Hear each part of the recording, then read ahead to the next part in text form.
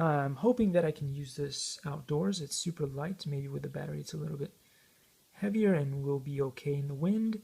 But most importantly, I got this because this thing has prop guards. And when things have prop guards, you're less likely to slam into someone's face and hurt them.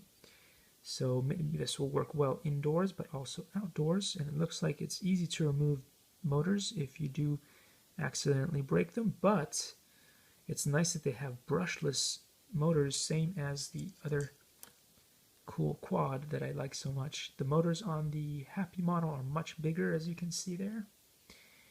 And this has a different kind of connector than the ST, what is it, 30, yeah, 30, XT30, I don't know. So we'll see how that works in the next video.